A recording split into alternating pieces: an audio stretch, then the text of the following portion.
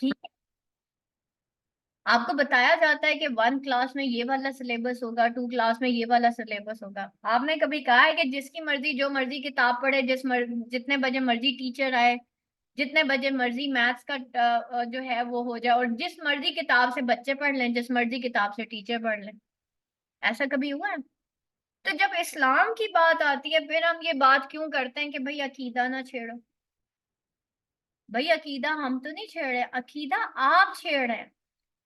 जो भी इंसान दीन में चेंजेस करने की बात करेगा ना, वो असल में अकीदा छेड़े। हमने तो अकीदा नहीं छेड़ा, हमारा तो अकीदा है ला इलाहा इल्लल्लाह मुहम्मद रसूलुल्लाह।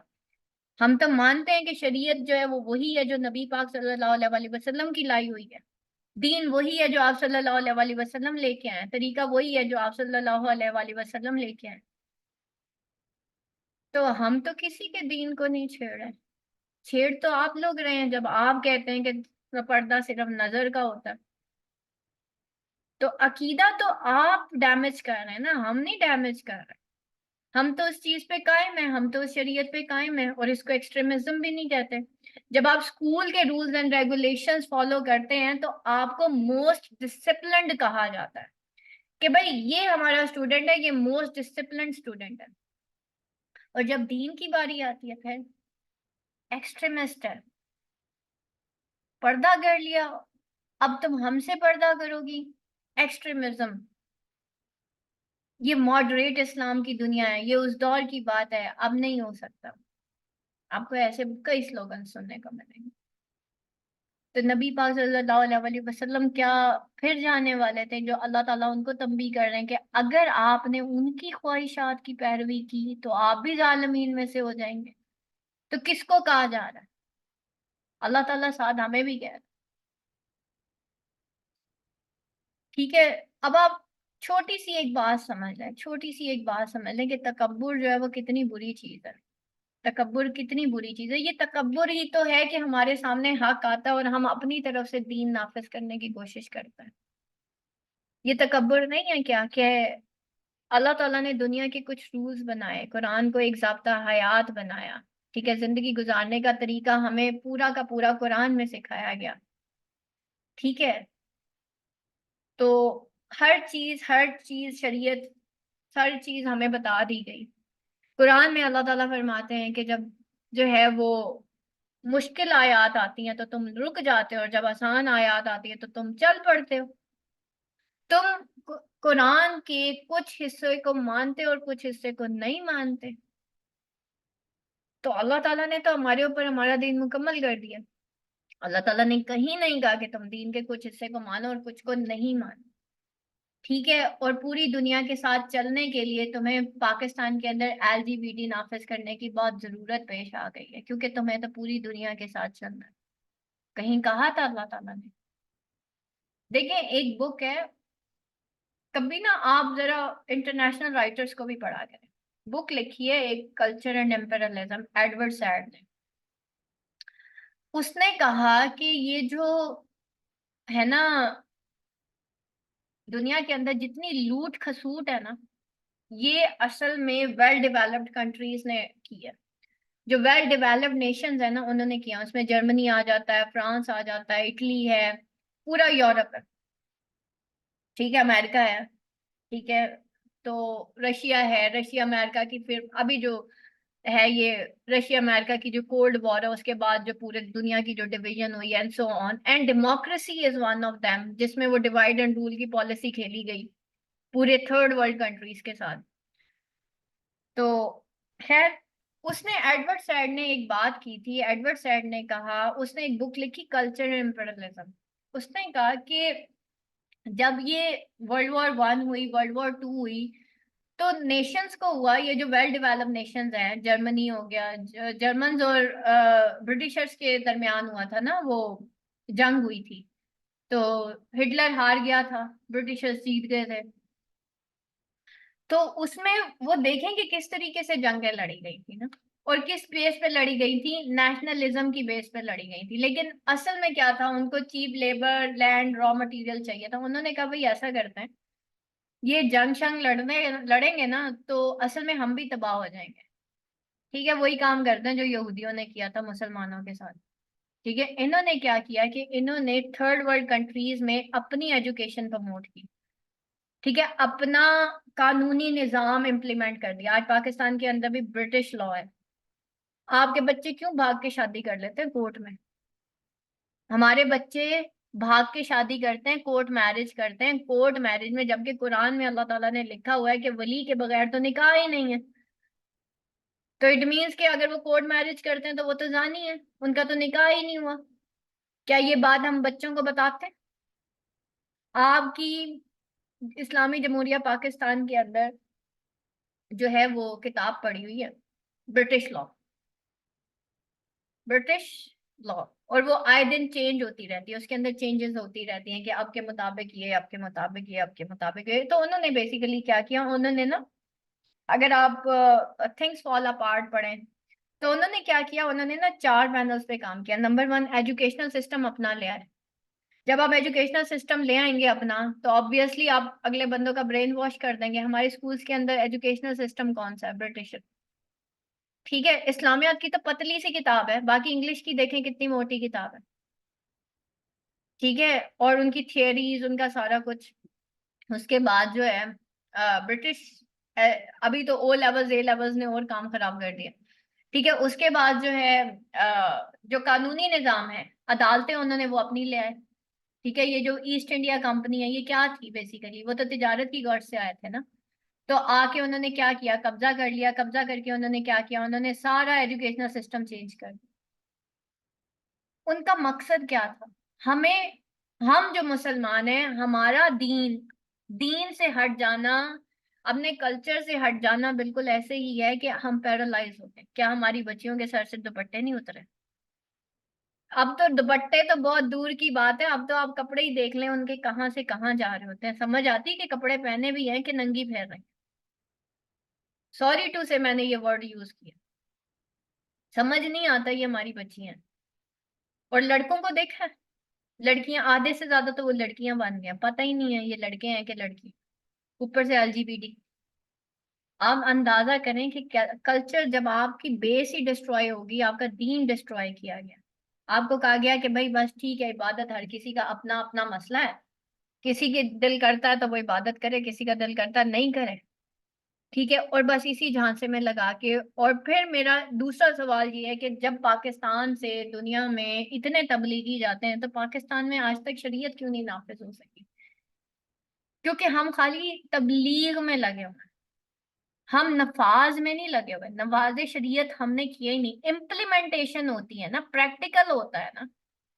घरों में देख लें, जिनकी बड़ी बड़ी दाढ़ी है, जो तबलीग कर रहे हैं, उनकी बेटियों की शादियां कैसे होती हैं? कितने परसेंट ऐसे आलिम हैं आपके ख्याल में, जिन्होंने अपनी बेटियों की शादी पर्दे में रह के की होगी, सिंपल की होगी, शरई की होगी?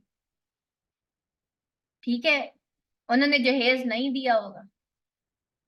है कुछ इस तरह से, हालांकि वो कर सकते हैं, कर सकते हैं। कितने ये तो इन्फ्लुएंसर्स हैं, अगर ये नहीं भी देंगे ना, no one can ask from them. उनसे कोई नहीं पूछेगा आपने अपनी बेटी को जहेज क्यों नहीं दिया था। इवन उसकी, उनकी बेटी के ससुराल वाले भी नहीं पूछेंगे। उनके बेटों की शादियां देख लें, उनके घरों में बेपर्दा औरतें देख लें आप। और जब हम उनसे क्वेश्चन करते हैं कि जी आप तो इतना दीन सिखा रहे हैं हमें, तो आपके घर में ऐसे क्यों है? तो आगे से जवाब आता है कि देखिए, उस वक्त का दीन और था, वो जमाना और था, अब जमाना बदल गया। अब देखिए, मेहंदी का फंक्शन नहीं है इस्लाम में। अब कुछ लोगों ने क्या किया जी, ये औरतों का फंक्शन है, उन्होंने थोड़ा सा ना उसके अंदर चेंजेस कर दी। औरतों का फंक्शन है, और जी औरतों के सेक्शन में कोई नहीं जाएगा, लेकिन आप गाने वहां पे फिर बजा रहे हैं, तो गाना क्या हराम नहीं है? औरतों का तो फंक्शन है, लेकिन क्या गाना बजाना और नाचना इस तरह से, क्या ये मस्ट है औरतों के लिए कि उन्होंने नाच के ही सेलिब्रेशन करनी है, उन्होंने गाने सुन के ही सेलिब्रेशन करनी है? मस्ट है क्या ये? इसके बगैर क्या शादी नहीं हो सकती?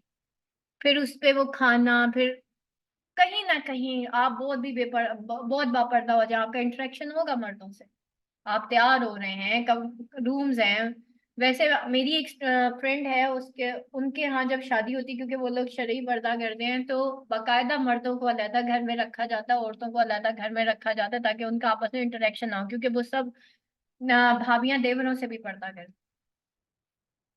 ठीक है, तो हैं कुछ फैमिलीज ऐसी, लेकिन कितनी? तो तबलीगी इतने सारे, इम्प्लीमेंटेशन 0.1%। तो अब कहाँ पे लैग का हम कर रहे हैं? हम शरीयत, नफाज शरीयत की बात ही नहीं करते। करते हैं हम? क्या इस्लाम फॉलो करना इतना मुश्किल है? कोई मुश्किल नहीं है, सिंपली करना क्या है। देखें, आपने कपड़े तो पहनने हैं, वैसा पहन ले जैसे अल्लाह को पसंद है। क्या करना है? टखनों से नीचे शलवारें करनी है, आजकल लड़कियों की ऊपर जाती जा रही है। फंसे हुए कपड़े नहीं पहनने। ठीक है, तंग चुस्त कपड़े ना पहने, बारीक लिबास ना पहने जिससे आर पार हो रहा हो। सिंपल। कोई मुश्किल है? नमाज है, 5 वक्त की पढ़नी है, सुबह की नींद कम कर लें, बस नमाज पढ़ ली, इबादत हो गई। कुरान को सीखना है, इतनी किताबें पढ़ रहे हैं, बीच में कुरान को भी लें, सीख लें। मुश्किल क्या है? मुश्किल तो हमने खुद बनाया हुआ है। जहां पे हम हजारों किताबें पढ़ सकते हैं, वहां पे कुरान के 30 पारे नहीं पढ़ सकते। ठीक है, आपके बच्चे की जो एक बुक है ना, जिसमें आप स्कूल में आप पढ़ते हैं। अच्छा, ये मैं आपको क्लियर कर देती हूँ, गाना गाना क्या होता है और म्यूजिक क्या होता है। तो आपकी जो एक क्लास की जो बुक होती है, उसके अंदर आपके बच्चे के, मेरी बेटी अभी 6 क्लास में है, आपको पता है उसके सब्जेक्ट्स कितने हैं? 8 सब्जेक्ट्स हैं। 8 सब्जेक्ट्स पर ईयर वो पढ़ती है। 8 सब्जेक्ट्स हैं, हमारे पारे कितने हैं? 30 पारे हैं। वैसे एक कुरान एक ही बुक है। ठीक है, वो वैसे ही हमने डिवाइड किया वन को 30 पारे में, ताकि पढ़ना आसान हो जाए। और फिर उस एक पारे के भी 4 हिस्से हैं। ठीक है, तो क्या हम अगर 8 8 भी करें एक साल के अंदर पारे, सिर्फ सीखने की बात कर रहे हैं। 8 साल, 8 पारे एक साल के अंदर, 8 पारे दूसरे, यानी कि एक महीने में, 12 महीने में 8 पारे कर ले आप, 4 महीने छुट्टी। ठीक है, रोज पढ़ती है ना मेरी बेटी, 8 सब्जेक्ट्स वो डेली बेसिस पे पढ़ती है। तो आप 8 पारे 8 महीने के कर लें, 4 महीने आपकी छुट्टी, 4 महीने में आप उसको प्रैक्टिस करें। ठीक है, तो 8 3 जा 24, 3 साढ़े 3 सालों में आपका पूरा कुरान विद प्रैक्टिस खत्म हो जाएगा। क्या ये नहीं कर सके हम? 10 साल बैठ के फिर मैट्रिक में जाके और ज्यादा सब्जेक्ट्स हो जाते हैं, और ज्यादा बुक। मुझे सबसे ज्यादा शर्म तो उस वक्त आई जब मैं एमए इंग्लिश लिटरेचर कर रही थी, और लिटरेचर की सबसे ज्यादा बुक्स होती हैं, उर्दू लिटरेचर की और इंग्लिश लिटरेचर की। सिलेबस ही बहुत होता है, खत्म ही नहीं होता। 50 किताबें थी। 26 पार्ट 1 की, 26 पार्ट 2 की, 12 किताबें, ऊपर से डिक्शनरीज, ऊपर से ये वो, 60 किताबें, 70 किताबें बन गई थी पढ़ते पढ़ते। फिर हमने हिस्ट्री अलहदा पढ़ी, जो किताब बोलते थे हिस्ट्री से रिलेट कर। मुझे उस वक्त समझ आया, इस तरह से अगर मैं कुरान पढ़ रही होती जैसे मैंने इंग्लिश लिटरेचर पढ़ा, मैं तो कहाँ से कहाँ पहुंच गई होती। इट मीन्स कि हमें किताब पढ़ने के लिए हिस्ट्री पढ़नी पड़ेगी, हमें पीछे कल्चर बैकग्राउंड देखना पड़ेगा। जो राइटर है वो, उसका क्या पॉइंट ऑफ व्यू था, उसने क्यों किताब लिखी, उसने क्यों किताब दी, उसका टीचर कौन था, पाइनियर कौन था, हमें ये पढ़ना पड़ेगा। मुझे तो उस दिन अपने आप पे शर्म आ रही थी जब मैंने एमए इंग्लिश लिटरेचर कंप्लीट किया, कि हद ही हो गई भाई। मैंने अपने आप, मैं लिटरली रोई थी उस दिन बैठ के। मैंने जब पार्ट 1 क्लियर किया था, मैं खुश नहीं हुई थी, मैं रोई थी बैठ के, मुझे अपने आप पे शर्म आ रही थी। अंग्रेजों की किताब में क्लियर कर दी। ठीक है, शर्म आनी चाहिए। अच्छा, अभी ये क्वेश्चन एक स्टूडेंट ने पूछा है कि मैम, गाना अलाउ नबी पाक सल्लल्लाहु अलैहि वसल्लम ने किया था, गाना पसंद करते थे, नबी पाक सल्लल्लाहु अलैहि वसल्लम ने गाने का हुक्म दिया था। बेटा, हुक्म नहीं दिया था, इजाजत दी थी। हुक्म और इजाजत में डिफरेंस होता है। ठीक है, सेलिब्रेशन आप कर सकते हैं, लेकिन दाव पे। लेकिन ये जो म्यूजिकल इंस्ट्रूमेंट है ना, बांसुरी हो गया, गिटार हो गया, ये जितने भी हैं, ये म्यूजिकल इंस्ट्रूमेंट्स है, इसको म्यूजिक कहते हैं, मौसीकी। एक है गाना, जैसे हम नाच पढ़ते हैं, तिलावत करते हैं, तो हम बेहतरीन आवाज में तिलावत करते हैं। ठीक है, कुरान जो है वो वर्सेस फॉर्म में आया है, टेक्स्ट फॉर्म में नहीं आया। वर्सेस मीन शायरी की फॉर्म में। अर्रहमान अल्लमल कुरान। ठीक है, अब देखें एंड आन पे खत्म हो रहा है। इट मीन्स कि ये वर्सेस फॉर्म में है। तो उस दौर में जो लोग हैं ना वो वर्सिफिकेशंस किया करते थे, नज़में लिखा करते थे, वो उनकी शायरी के ऊपर बहुत ज्यादा कमांड थी। जबकि बाइबल टेक्सचुअल फॉर्म में आई है। उस दौर में जादू अपने अरूज पे था। ठीक है, उस दौर में ये तिलस्मी चीजें जो है वो अपने अरूज पे थी, इसलिए वो आप देखते होंगे कि हजरत मूसा अलैहिस्सलाम के दौर में वो जादुओं वाला जो हुआ था, तो उस हिसाब से मौजूजात आए थे। ठीक है, तो जब आप सल्लल्लाहु अलैहि वसल्लम कुरैश खानदान से ताल्लुक रखते थे तो सिर्फ दफ अलाउड था। और आपको वो वाकया याद होगा कि हजरत अबू बकर सदीक निकल रहे जा रहे थे एक सहाबी के साथ, तो वो बांसुरी बजा रहा था, तो हजरत अबू बकर सदीक ने कानों में उंगलियां डाल दी थी, या शायद हजरत उमर रज़ियल्लाहु होते। और उन्होंने सहाबी को कहा कि आपने ना जब तक ये बंद नहीं हो जाती ना आवाज मुझे बताना है। फिर उन्होंने क्यों, क्योंकि ये जो मौसीकी है ना ये शैतान का बाजा है, हदीस में है कि ये शैतान का बाजा है। आप सारा दिन, फिर हजरत दाऊद अलैहिस्सलाम का रेफरेंस दिया जाता है कि जी हजरत दाऊद अलैहिस्सलाम मौसीकी किया करते थे, मौसीकी इंस्ट्रूमेंट्स नहीं बजाते थे वो। उनकी आवाज इतनी खूबसूरत थी कि जब वो तिलावत करते थे ना तो इर्द गिर्द वो जो परिंदे हैं वो आके बैठ जाते थे। तो जब हम जन्नत में जाएंगे ना हमें आवाज हजरत दाऊद अलैहिस्सलाम की दी जाएगी। आवाज की बात हो रही है, मौसीकी की बात नहीं हो रही। ठीक है, आवाज और मौसीकी दोनों डिफरेंट चीजें हैं। तो बेहतरीन जब आप कुरान की तिलावत करते हैं तो हदीस में आता है कि जब इंसान बेहतरीन आवाज में तिलावत करता है ना तो अल्लाह ताला कान लगा के सुनता है। हम क्या पढ़ते हैं, आप जरा हमारी शायरी तो देखें। ये गाने हैं, ये इस लाइक हैं। आप जरा सिर्फ मेहंदी के गाने सुन लें, आप जरा वर्ड सुने, क्या वल्गैरिटी नहीं है, बेहयाई नहीं है। ठीक है, क्या वो इमोशंस उभारने वाले गाने नहीं है, क्या ये अलाउड है इस्लाम में? बेहयाई अलाउड नहीं है। हमें कहा गया है कि बेहयाई के करीब भी ना जाओ। आपने वर्डिंग सुनी है उस सेलिब्रेशन की जो आजकल हमारी मेहंदियों में होती है? वो सुनने के काबिल है। सिर्फ एक दफा जरा गौर से सोचिएगा ये, और हमें कहा गया है कि बेहयाई के करीब भी मत जाओ। अच्छा, दूसरा, क्या ये पारा तकसीम नहीं? देखें कुरान तरतील के साथ उतरा है ना। फिर उसके बाद तरतीब तौकीफी है, यानी कि पहली सूरत, फिर दूसरी सूरत, तीसरी सूरत, चौथी सूरत, ये फिर ये बाद में इसमें वो हुआ है कि जी ये पहला पारा है, ये दूसरा पारा है, ये तीसरा, ताकि आपके लिए पढ़ने में आसानी हो जाए। तो उसकी आयात को डिवाइड करके ना, तो पहला पारा, फिर दूसरा पारा, फिर तीसरा, अदरवाइज वो सूरतें थी जो नाजिल हुई थी, लेकिन वो भी आगे पीछे नाजिल हुई थी, बाद में उनको तरतीब तौकीफी अल्लाह के हुक्म से फिर उनको ऑर्गेनाइज किया गया था। ठीक है, अदरवाइज पहली जो हमारी वही नाजिल हुई थी वो कौन सी थी? इक़रा बिस्मि रब्बिकल लज़ी खलक, पढ़ अपने रब के नाम से जिसने तुझे पैदा किया। लेकिन पहली सूरत कौन सी? अल्हम्दुलिल्लाहि रब्बिल आलमीन। ये वो सूरत है, पहली कुरान की सूरत है जो पूरी की पूरी नाजिल हुई थी। ठीक है, तो ये है। और कोई क्वेश्चन थी? और कोई क्वेश्चन? ये जो ऐसी बातें करते हैं ना, ये वो लोग करते हैं जो दीन के अंदर ना अमेंडमेंट्स करते हैं, क्योंकि उनके लिए जरा अपनी एंजॉयमेंट ज्यादा जरूरी होती है ना। थोड़ा सा नाचना भी तो जरूरी है ना। मुसलमान जब खुश होता है ना तो बेटा वो सजदा करता है।